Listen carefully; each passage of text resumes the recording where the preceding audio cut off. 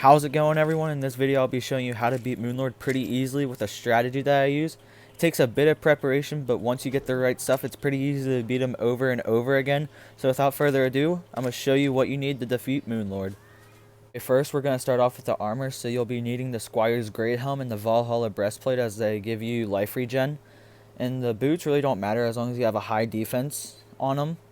But two that I'd recommend would be the Stardust and Nebula, because Stardust gives you an extra summon and Nebula gives you more life regen. So they're both good choices, but I ended up going with the Stardust in mine.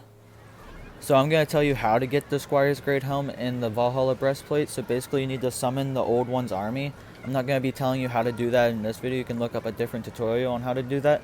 But basically you just want to defend this crystal and get defender medals, which you can then trade the tavern keep for, where you can find them underground. You just have to interact with him. It should be like Unconscious Man.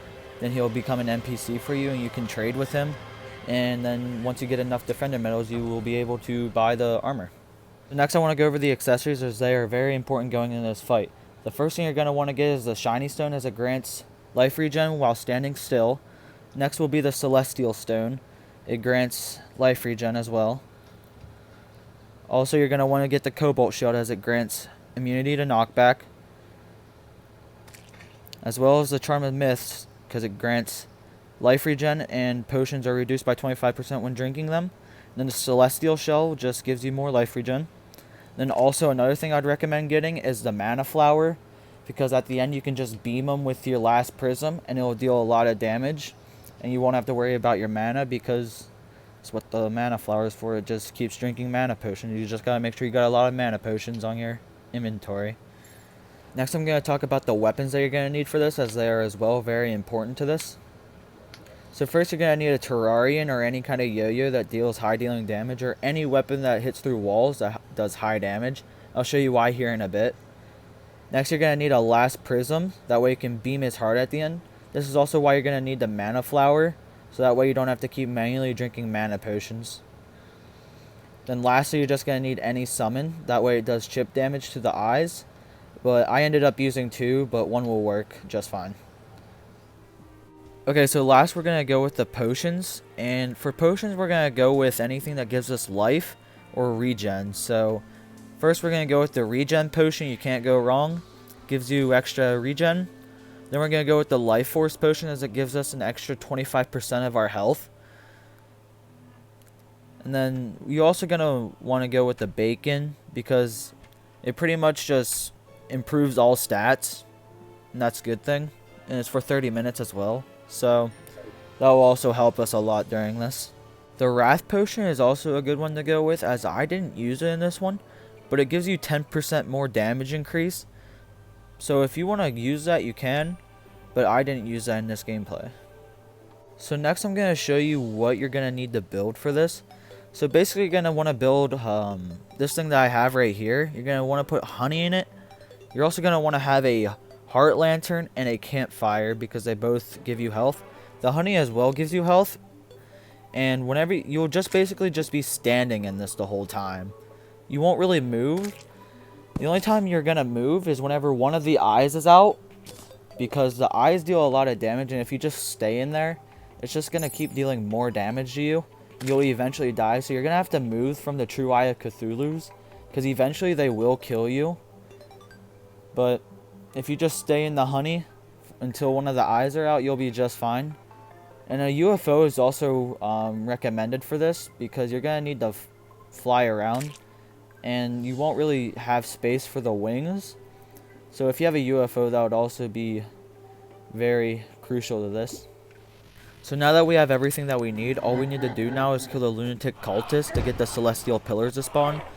And then once we kill the celestial pillars, we will be able to spawn Moonlord.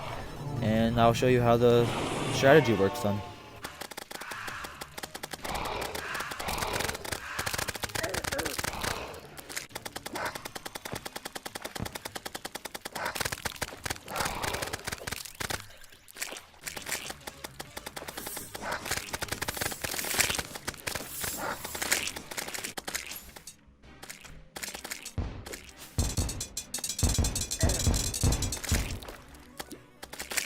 But once we finish the last tower, we have to go get ready for Moonlord.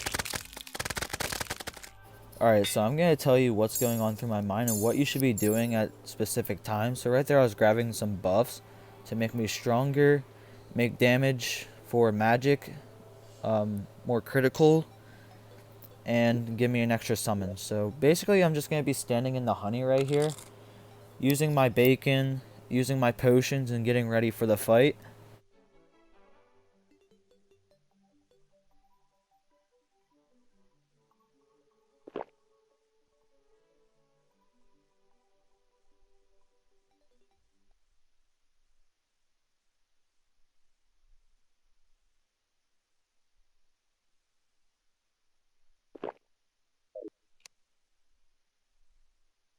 Okay, so this is why I wanted the yo-yo or something that shoots through walls, is so that way you can deal damage to his hands while inside of this thing. But the main focus here is you want to like focus more on his top eye than his hands, because that has more health than the hands. You'll be able to get the hands easily by your summon, but with the yo-yo or something that can shoot through walls, you want to mainly focus on that top eye when it opens. Occasionally you do want to shoot the side of the hands, that way you're not staying in there longer, but whenever you can, focus on that top eye as much as you can.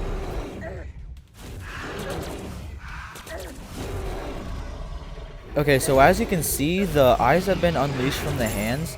I got lucky to get 2 at the same time, but if you get 1, you really want to leave right then.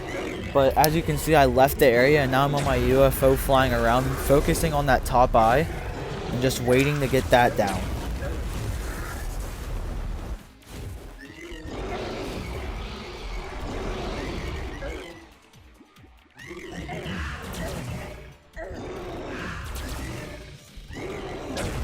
Okay, so now since I got the top eye out, this is whenever you want to switch to your mana flower and start beaming him with the last prism. But I forgot to switch over, so I did have to stop midway through. But you'll see here I turn it on and then charge up the last prism and just keep beaming him with it. And that's pretty much it. Once you do this, you'll eventually win.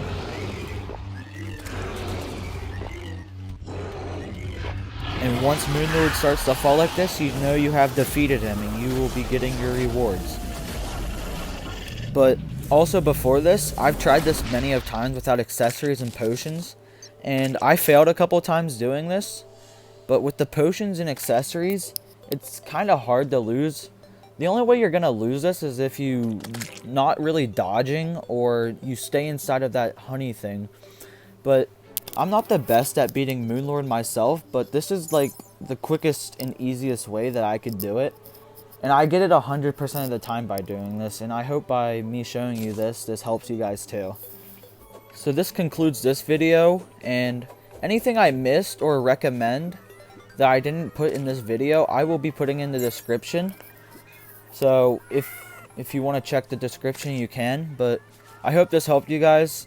It surely helps me get this 100% of the time, and I hope it can for you guys too. So thank you guys for watching, and I'll see you guys next time. Peace.